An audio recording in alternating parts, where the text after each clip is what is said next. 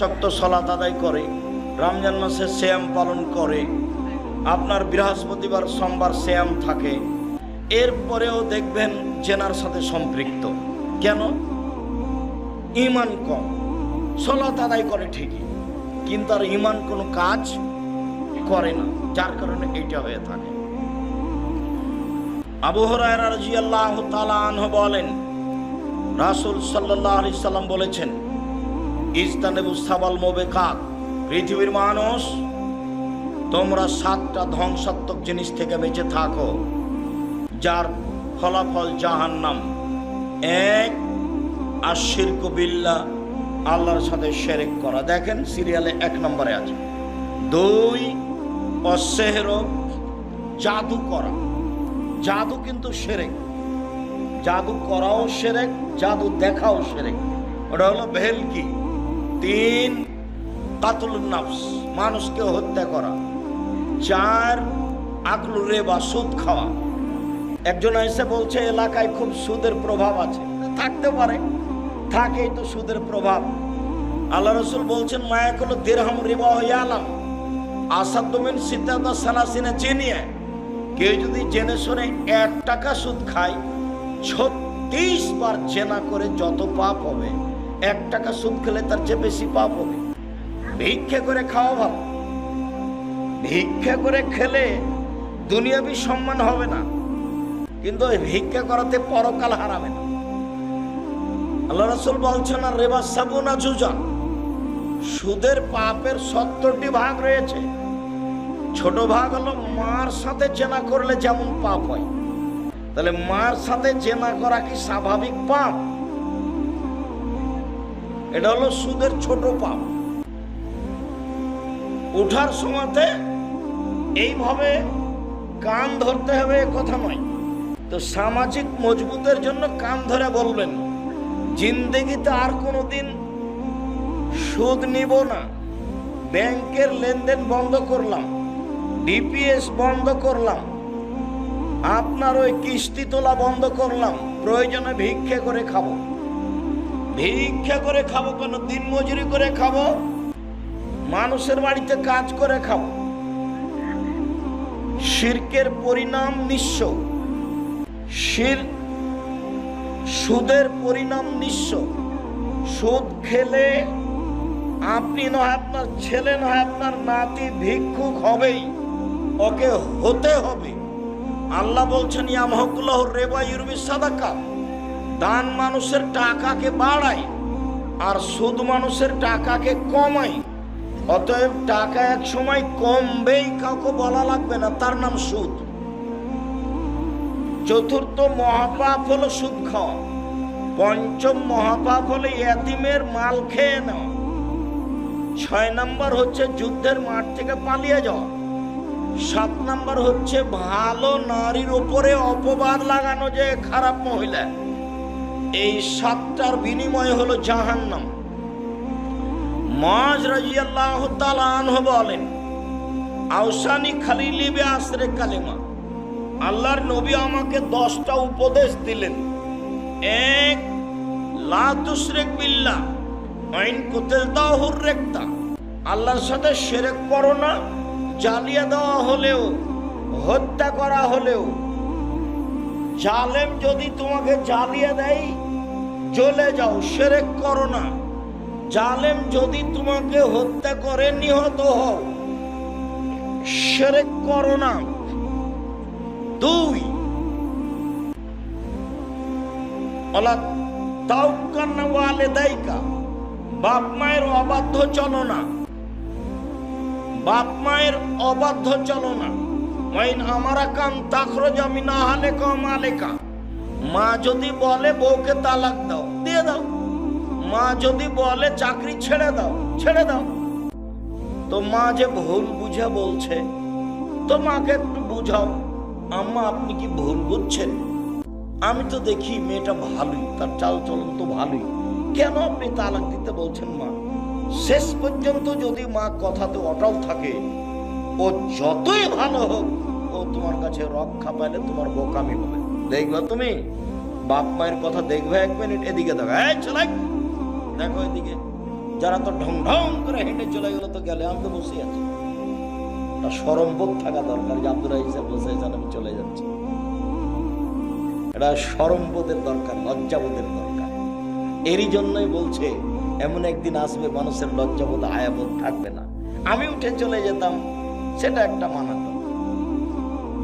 আপনি তো এই কথা বলতে পারবেন না, ও ভোট চাইতে এসছে, কি দরকার এখানে থাকার, চলে যাই, দেখেছি একটু দেখলাম চলো, এই কথা তো তুমি বলতে পারবে না।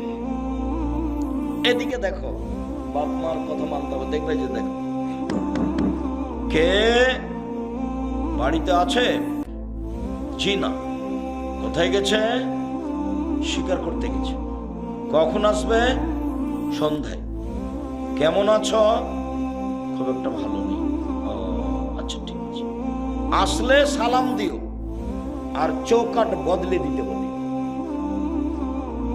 সন্ধ্যার দিকে এসে সালাম দিতে বাড়িতে ঢুকতে বুঝতে পেরেছে, ঢুকে বলছে কি খবর, কেউ এসেছিল নাকি? হ্যাঁ, একজন বৃদ্ধ মানুষ এসেছিলেন। কি বললেন? সালাম দিয়ে বললেন বাড়িতে আছে। আমি বললাম নেই। কোথায় গেছে? শিকার করতে গেছে। কখন আসবে? সন্ধ্যায়। তারপর কি বলল? বললো যে কেমন আছো? বললাম যে ভালো অবস্থা নেই।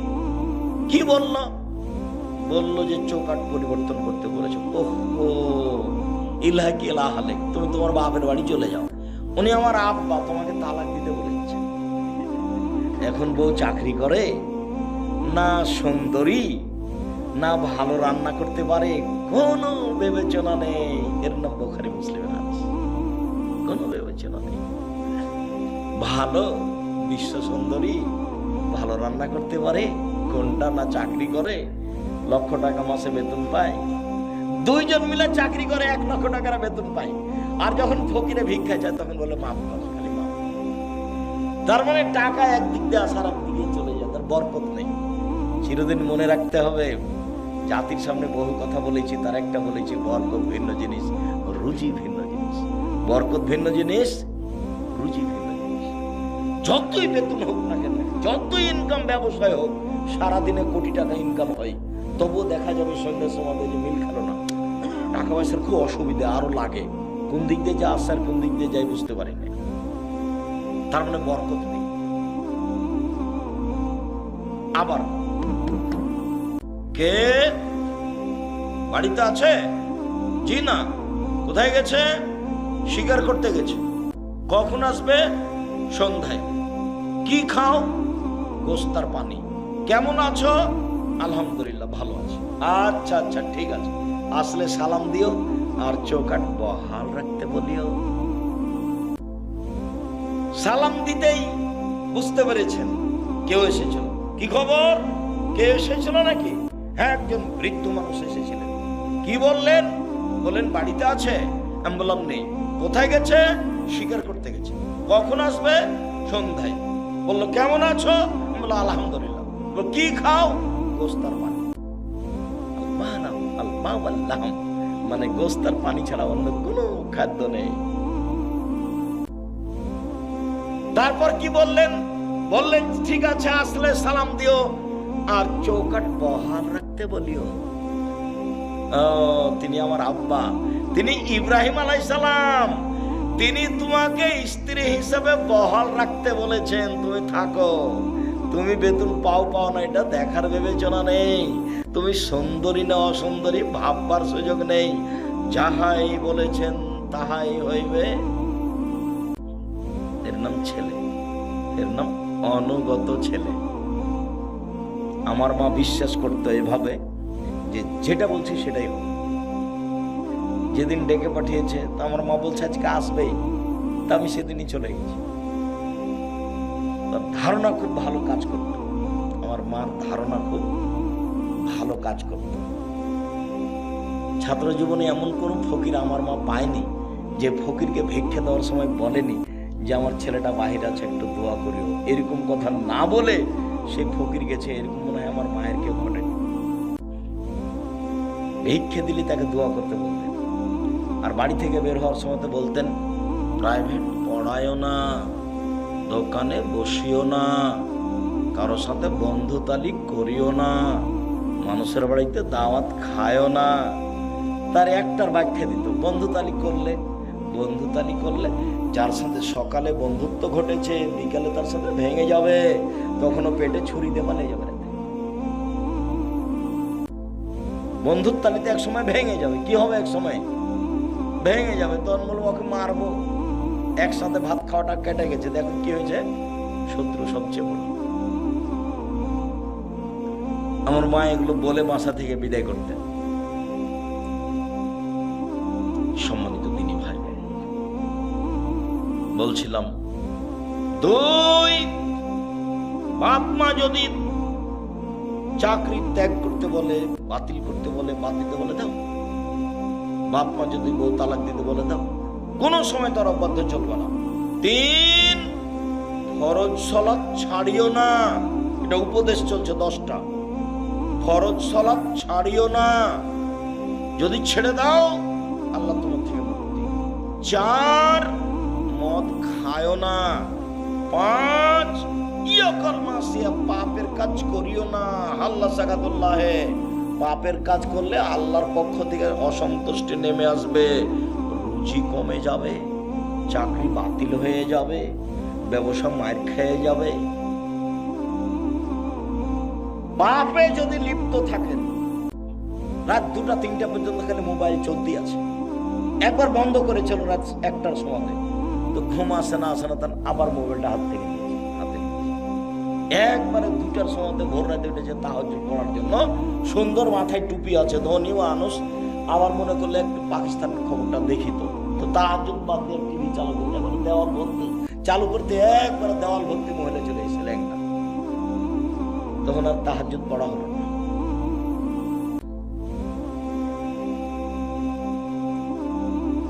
ফাত্তাকুদ দুনিয়া ওয়াত্তাকুন নিসা। পৃথিবীর মানুষ, মহিলা থেকে বেঁচে থাকো, পৃথিবী থেকে বেঁচে থাকো। পৃথিবীর মানুষ, মহিলা থেকে বেঁচে থাকো, পৃথিবী থেকে বেঁচে থাকো। পৃথিবী জড় বস্তু, অত্যাধুনিক যন্ত্র।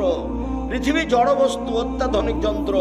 তোমার ছবি সহ কর্ম ধরে রেখেছে, তোমার ছবি সহ কর্ম ধরে রেখেছে। মিসকালা জারাতিন খায়রা ইয়ারা, মিসকালা জারাতিন শাররা ইয়ারা। বিচারের মাঠে তোমার সামনে টিভির পর্দার মধ্যে তুলে ধরা হবে, তখন দেখতে পাবো ওই যে বান্ধবীর সাথে আমি ঘুরছি।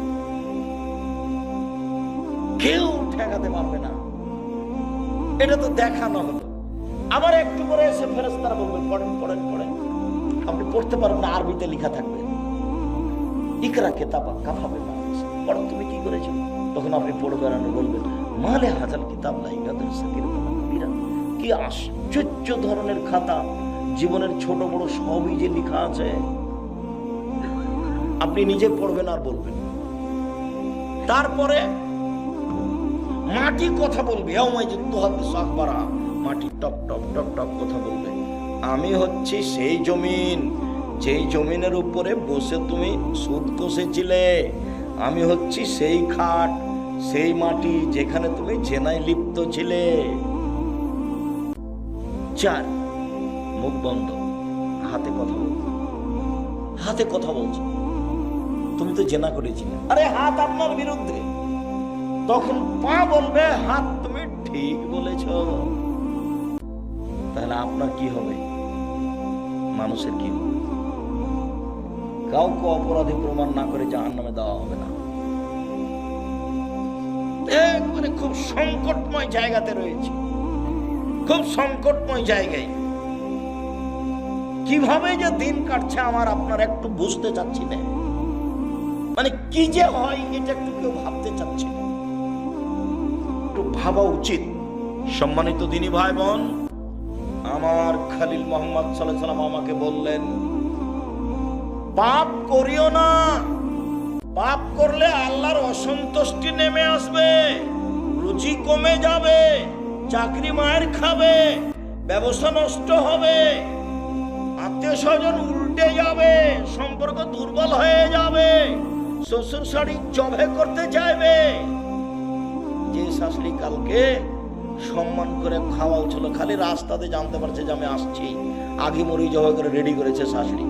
ওই শাশুড়ি বলছে, থাকতে আয় না, তোকে আমি দেখাচ্ছি, ওকে জবাই করবে। শুনেছে যে একাধিক জনের সাথে জেনার সম্পর্ক আছে, বলে তুই আমার মেয়েকে রেখে এগুলো করে বেড়াইস, তোকে আজকে বিষ খাওয়াই মারব। উল্টে গেছে। তার মানে পাপ করলে কি হবে? আল্লাহ কি বলছেন, আল্লাহ নবী কি বলছেন? অসন্তুষ্টি নেমে আসবে। বুঝা গেল না কথা? টাকা পয়সা খরচ করে ছেলে মেয়েকে পড়াও। জামিয়া সালাফিয়া সবচেয়ে কম টাকা লাগে, জানুয়ারিতে লাগবে 3000 টাকা, থাকা খাওয়া বেতন সব মিলে। অন্যান্য প্রতিষ্ঠানে এর চেয়ে বেশি লাগবে। চেষ্টা চালায় আপনার ছেলের সহযোগিতা করা। 550 জন অসহায় ছেলে মেয়ে আছে, 410 জন এতিম আছে, 410 জন খালি এতিম আছে, 300 জন শিক্ষক শিক্ষিকা আছে। দেশের ব্যতিক্রম প্রতিষ্ঠান, ডিসেম্বরে ফরম, 1 জানুয়ারি ভর্তি। ছেলে মেয়ে পিছনে টাকা পয়সা খরচ করতে হবে। গার্মেন্টসে মেয়ে যাবে কেন? যেদিন বাপ কাজ করে খেতে পারে, কাজ করে মেয়েকে পড়াবে খাওয়াবে। যেদিন বাপ কাজ করতে পারে না, সেদিন বাপ ভিক্ষা করে মেয়েকে খাওয়াবে। মেয়ে গার্মেন্টসে যাবে না। বুঝাতে পারিনি?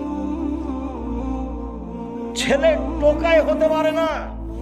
ক্লাস 10-এ পড়ে ছেলে রাজনীতি করে বেড়ায়। আরে তোর বাপই হাঁকতে জানে না, তুই কি করতে না? সেই রাজনীতি করতে এসেছিস, তুই কি বুঝিস? হ্যাঁ, শুধু মারামারি, শুধু দাঙ্গামা হাঙ্গামা, শুধু হইচই। আল্লাহ নবী বলছেন কিয়ামতের লক্ষণ মারামারি বেড়ে যাবে। বাড়ি থেকে বের হবেন না, কাজ করার জন্য বের হবেন। নিজে উপার্জন করবেন, নিজে খাবেন। কথার সাথে মুনাফিকি করিয়েন না। মুনাফিকি করে কোনো লাভ নাই। ছেলে তোমাকে বলছে, বোকা ছেলে তোমাকে বলছে। দিন রাত খেলে 8টা পিঠা বাড়াও, মানুষের বদনাম করে বাড়াও, আর একটা সিগারেটের পাল্লাই বেড়ে সারাদিন মানুষের সুনাম গেয়ে বেড়াও। অমুকের চরিত্র ফুলের মতো পবিত্র, এভাবে বলে বেড়াও। হিসাব পাও না? বাপ বেটা শরম হয় না? কেন যাবো? বাপের জমি জায়গা আছে, বিক্রি করে ব্যবসা করো, ব্যবসা করে খাবা। উপস্থিত দিনই ভাই বোন শোনেন, ছেলে মেয়েকে ব্যবসা করতে দিন। আপনি নিজে দেখবেন। আল্লাহ নবী বলছেন, সত্যবাদী ব্যবসায়ীরা বিচারের মাঠে নবীদের সাথে থাকবেন। সত্যবাদী ব্যবসায়ীরা বিচারের মাঠে কার সাথে থাকবেন? নবীদের সাথে থাকবেন। আবার বলছেন, ব্যবসাতে অনেক সময় মিথ্যা কথা চলে আসে, ব্যবসায় অনেক সময় সুদ ঘুষ চলে আসে। এটা তুমি দান দিয়ে মিটিয়ে দাও, দান দিয়ে মিটিয়ে তুমি ব্যবসা করো। আর যদি জমি চাষ করতে যাও, তাহলে অন্তর সংকীর্ণ হয়ে যাবে। গরুর পিছনে ছুটে ছুটে নাজায়েজ নয়, তবে জমি চাষ পছন্দ। ব্যবসায়ের কোন জিনিস? যদি চাকরি করেন চাঁপাইনবাবগঞ্জের মানুষের মতো, তো মাসে যদি 20,000 টাকা পান, তাহলে 25 দিনে শেষ হবে। আর 5 দিন ধার কর্য, দোকান থেকে এই নিয়েছে, চাউল নিয়েছে, তরি তরকারি, আবার যখন বেতন পেয়েছে তখন দিতে দিতে শেষ হয়েছে, আবার 25 দিনে শেষ। তো মায়ে বলছে, বেটা টাকা দিলে না বেটা এবার? মা দেখি এই মাসে তো হলো না, সামনে মাসে দিব। সামনে মাসে আরো ঝামেলা, দর বেড়ে গেছে। তো মাকে আর দিতেই পারে না, বছর শেষ। ব্যবসা করেন, দিতে পারবেন, নিজে খেতে পাবেন, বাপ মাকে দিতে পাবেন, আত্মীয় স্বজনকে দিতে পারবেন, সবাইকে। আর যে চাকরি করছেন, মাত্র 20,000, 25,000, 30,000 বেতন, ভাগ নিয়ে এসেছে, দেখে মনটা খারাপ। ভাগ্নির সাথে আমার 2টা ছেলে, তখন দুটো ছেলে দেখে ভাই, মেহমান দেখে ভাই। অথচ আমি বলেছি যে মাকে বলে দিবেন, আম্মা আপনি আমার সাথে খাবেন, আব্বা আমার সাথে খাবে, বোন আমার সাথে খাবে, ভাইনা ভাগ্নি আমার সাথে খাবে। আমার বাপের যত বন্ধু বান্ধব আত্মীয় স্বজন আছে, সব আমার বাড়িতে খাবে। বরকতে এমনিতেই হবে, হতে হবে, হবেই। মানুষ যত বেশি হবে, বরকত তত বেশি হবে। এ কথা আমি বলিনি, এ কথা মুহাম্মদ সাল্লাল্লাহু আলাইহি ওয়াসাল্লাম বলেছেন।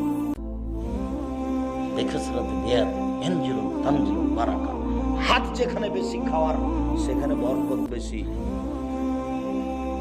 একটা ছেলে একটা মেয়ে, দুনিয়ার শয়তান। মেয়েটা বের হয়ে গেছে, আর ছেলেটা ওই করে বেড়ায়, দলপাটি করে বেড়ায়, একে মারে ওকে মারে, জেনা করে, চুরি করে, লাইন করে। একটাই ছেলে একটা মেয়ে, ইহকালে লস, পরকালে লস। ওই যে বলে রেখেছি যে বিচার মাঠে যে ছেলেকে বাল্য অবস্থায় মারা গেছে, এই ছেলে বাপকে না নিয়ে জান্নাতে যাবে না। আল্লাহকে বলবে, আগে আমার বাপকে জান্নাতে দাও, তারপরে না তোমার বাপ পাপী। সেটা আমি বলছি না, আমার বাপকে জান্নাতে দিতে হবে।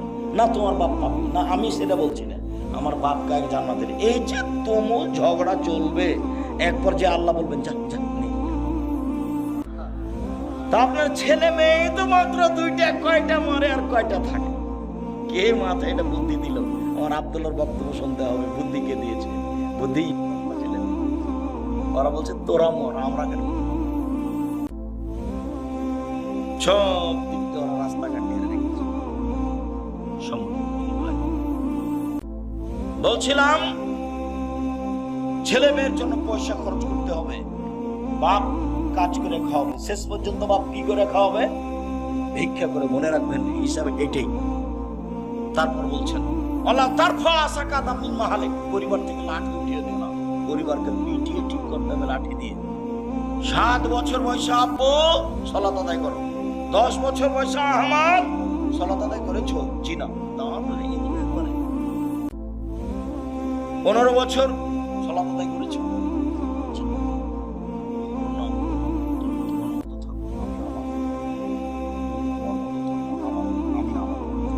আমার বাড়ি ঘর জমি জায়গা 15 বছর বয়স, ছেলে নামাজ পড়ে না, তখনও বাপ বেঁচে আছে। কথা মিথ্যে, ও বাপ নয়, চাচা হলো সৎ বাপ। এই সত্য বাপ নয়। জন্ম দিতে পারলে বাপ হওয়া যায় না, সাপ করাতে পারলে মা হওয়া যায় না, ক্ষমতার নাম মা। এই ছেলে, মা কাকে বলে? 4টি জিনিস আছে, যা ভুলে গেলাম যে সেদিন বলছিলাম। জাবের রাদিয়াল্লাহু তাআলা আনহু বলে, আমরা যুদ্ধ থেকে আসছিলাম মদিনায় ঢুক, আল্লাহ রাসূল বলেন থামো থামো থামো থামো, সবাই এখানে থামো, সকালে বাড়িতে ঢুক।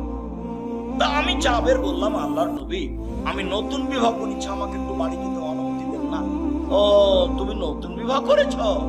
বিক্রা নাম সাইয়েবা, তুমি কুমারী মেয়ে বিবাহ করেছো না তালাক প্রাপ্ত মেয়ে বিবাহ করেছো?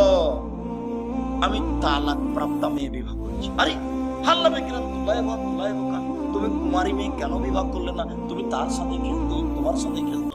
আরে তুমি কুমারী মেয়ে কেন বিবাহ করলে না? তুমি তার সাথে খেলতো, তোমার সাথে খেলতো। আরে তুমি কুমারী মেয়ে কেন বিবাহ করলে না? তুমি তার সাথে খেলতো, তোমার সাথে খেলতো। আল্লাহ রাসূল থামেন থামেন থামেন, আল্লাহর নবী, আমার আব্বা উহুদের যুদ্ধে শহীদ হয়েছে, 9 জন মেয়ে রেখে, আমার 9টা বোন আছে। এই ছেলে এক খেলেছে, তার কথা 19-20 হয় না জানো। তোমার মা আসলে চলে গেছে, ঢং ঢং করে এসেছে, চলে গেছে, তো বুঝে লাগে তো হিসাব নিকাশ কিছু নাই, এমনি বসে। বাপে বিবাহ দিয়েছে, তাই স্বামীর কাছে গেছে, বাচ্চা হয়ে গেছে, তাই মা কাকে বলে তোর তো জানো না। মার একটা বিধি থাকতে হবে, নিয়ম থাকতে হবে, শুনে যাও। অন্তত 4টা জিনিস থাকতে হবে মায়ের কাছে, 4টা থাকবে। এই যে দেখো, এই যে দেখো, আল্লাহর নবী, আমার আব্বা শহীদ হয়েছেন উহুদের যুদ্ধে, 9টা মেয়ে রেখে গেছেন। আমার 9 জন বোন আছে, আমার বোনদের সমবয়সের মেয়েকে আমি বিবাহ করতে চাইনি 4টা কারণে। আল্লাহর নবী, আমার বোনদের সমবয়সের মেয়েকে আমি বিবাহ করতে চাইনি 4টা কারণে। আল্লাহর নবী, আমার বোনদের সমবয়সের মেয়েকে আমি বিবাহ করিনি 4টা সুবিধার জন্য। এক, তুয়াল্লে মোহন না, আমি বেশি বয়সের তালাক প্রাপ্তা মেয়ে বিবাহ করেছি, যাতে করে আমার বউ আমার বোনদেরকে শিখিয়ে দেয়, বিদ্যা শিখিয়ে দেয়। 2, বলে তুয়াদ্দে বহন না, আমার স্ত্রী যেন আমার বোনদেরকে শিষ্টাচার শিখিয়ে দেয়। শিষ্টাচার।